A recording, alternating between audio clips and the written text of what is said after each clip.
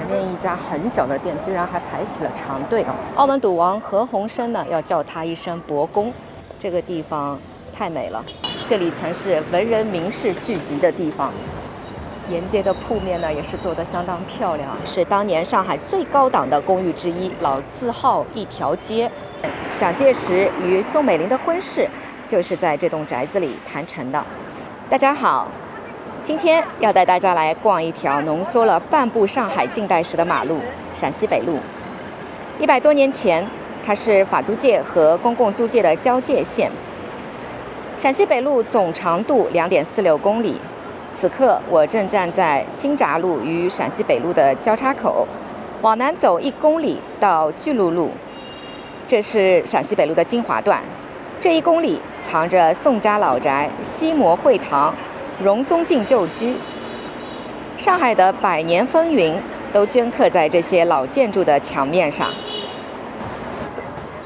新闸路与陕西北路的路口，这一带呢开出了很多非常漂亮、有个性的小店。前面这家呢是吃韩国拉面的，整体装修也挺漂亮的。嚯！前面一家很小的店居然还排起了长队啊！哎呦，不好意思，哎呦，这一家是做这个三明治的，还有咖啡哦。这家很好吃吗？怎么排那么长的队伍？我们接着往前走啊。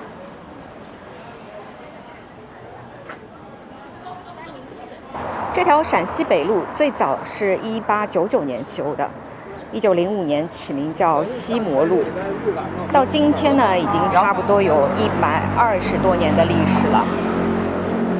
2007年的时候，它被列为了上海64条永不拓宽的小马路。陕西北路上开出来各式有格调的小店还挺多的。走到陕西北路500号，就是一处优秀历史建筑西摩会堂。我们走到前面去看一下啊。现在它是上海市教师教育学院，不对外开放的。那么我们只能在外面看一下这栋老建筑啊。应该就是前面的这一栋了，建于1920年，已经有106年的历史了。原名呢叫拉希尔会堂，由当年的犹太富商沙逊家族为纪念亡妻捐资建造，也因为坐落在当年的西摩路上，所以俗称为西摩会堂。它也是上海现存最早，也是远东地区规模最大的犹太教会堂。整体的建筑风格呢是新古典主义风格。但是很可惜，因为它现在墙身上爬满了绿植啊，已经看不到它原来的那个样子了。似乎呢，它门口有这个2根非常高的这个艾奥尼柱，还有3个拱券门啊，是相当漂亮的一栋老建筑。2022年的时候呢，它也是入选了世界纪念性建筑遗产保护名录。全上海呢只有这一处入选。作为当年的犹太学校，希拉里·克林顿的父亲小时候就在这里读书。以色列的前总统、前总理也都来拜谒过。虽然现在这里不对外开放，但是光站在外面看这栋100年建筑，就已经能感受到那段风云岁月了。马路对过陕西北路495弄大同里，非常典型的上海石库门建筑。天井式3合院，木结构坡面屋顶，山墙呢带有西式装饰特征，是典型的中西合璧里弄建筑。旁边陕西北路493弄自在里和大同里呢是姐妹建筑啊，都是同期建造的。虽然现在这个房子啊看上去稍有破败，但是在过去啊，这里曾是文人名士聚集的地方。现在呢，仍有普通市民住在里面啊。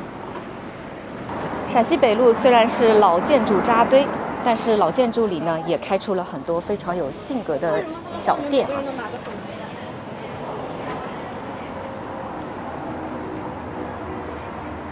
前面又看到一家非常新潮的餐厅，叫 Zap。他们家呢是卖披萨为主，然后也算是一个小酒吧。沿街的铺面呢也是做得相当漂亮。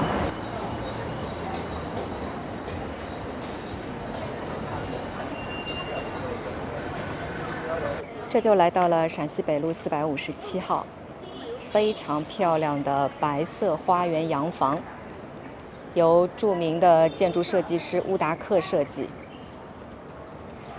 这栋房子的原主人是来自香港的河东爵士。澳门赌王何鸿燊呢，要叫他一声伯公。现在这一处房子的周围呢是对外开放的，旁边呢也有很多的商业啊，看前面有餐厅。然后这一处宅子呢就打理得非常漂亮，你看前面的小花园啊，包括这栋花园洋房的正前方呢也有一栋楼房。那么这栋楼房现在已经入驻了各式各样的商业啊，非常的漂亮。前面呢有一所学校，当然这个不包含在这个花园洋房里的，但是能看到啊。我们围着这栋花园洋房来看一下这个当年乌达克的设计啊。我现在就走到了花园洋房的侧面，4根硕大的艾奥尼柱撑起了整栋楼房的屋顶，非常的壮观啊。上面还有一层面积很大的阳台，这个地方太美了。看，有很多美丽的小姐姐在这里拍照啊。我们走到它后面去看一下。这个地方呢，整个宅子是对外开放的，但是它的房屋内部呢是不对外开放的。整栋楼的侧面是一个半圆形的设计，这在老洋房中也是比较少见的。这边也有3根艾奥尼柱撑起了整个空间。整栋楼房呢显得特别的优雅，毕竟是当年的香港首富。整栋花园住宅呢，细节处处是非常的讲究。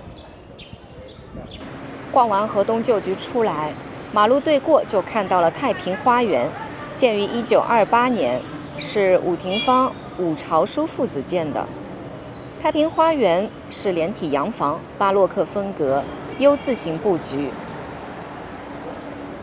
这里当年呢是南欧人的聚集地，西班牙人、葡萄牙人都住过这儿。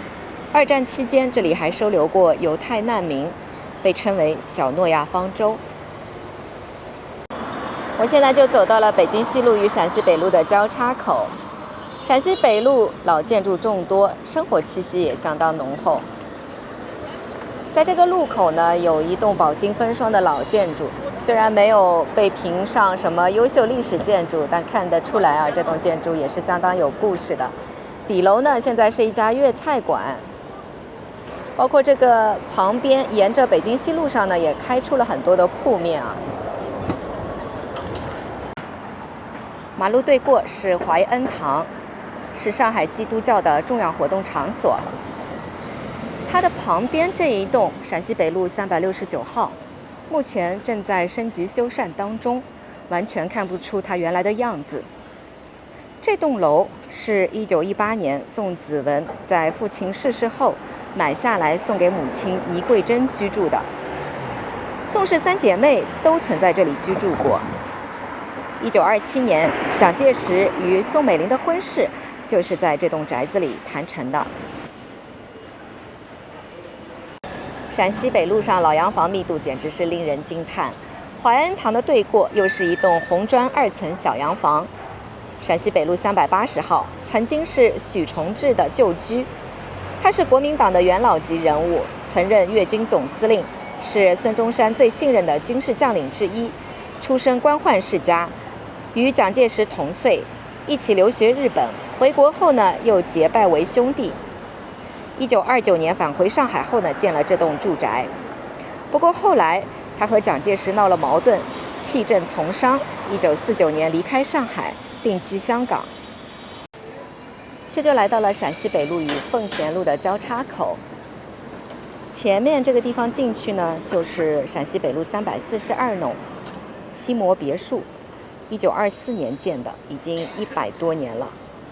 那为什么叫西摩呢？正是因为陕西北路以前就叫西摩路，这是这条路上少数还保留着旧名的地方。西摩别墅是典型的新式里弄住宅，砖木3层，红褐色的清水砖墙，配上白色壁柱。在上世纪20年代，能住进这里的全部都是上海体面的中产阶级，比如说有洋行的经理、律师、医生等等。陕西北路靠近南京路这一块呢，是越来越热闹了。我的正前方这一栋新潮的大楼就是金鹰国际商场了。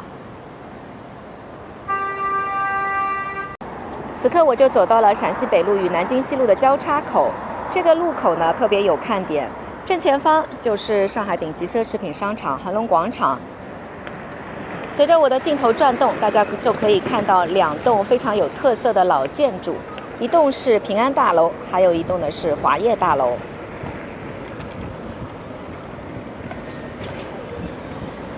平安大楼1920年就建了，最早叫静安寺公寓，是当年上海最高档的公寓之一。转角对称的弧形立面，当年每个卧室呢就自带卫生间，这在100多年前呢，这是相当超前的。1939年，楼下开了平安电影院。张爱玲在《色戒》里呢就写过这里。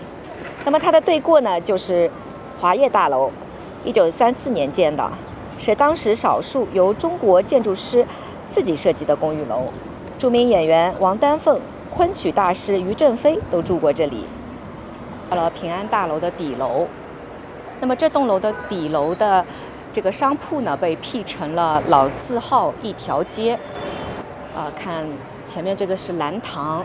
是上海的老字号做皮鞋的，可能很多人年轻的时候结婚穿的皮鞋就是这里买的。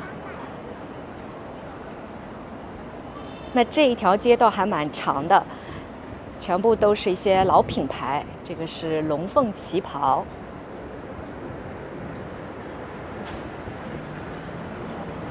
再往前走还有各式的品牌啊。前面是做西服的，再往前呢是白玉兰的真丝。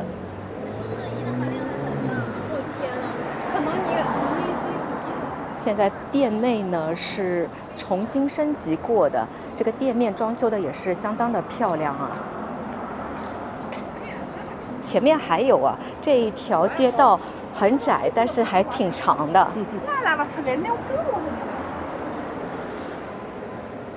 这是做服装的，哇，这里面的内饰好漂亮啊！一条西摩路，半部近代史，3步一个老建筑，2步一个新商业。这条陕西北路真的太有逛头了。好了，那么我们今天逛上海的陕西北路呢，就逛到这里啦。感谢您的收看。如果您喜欢我的视频呢，请点赞订阅。那我们就下个视频见吧，拜拜。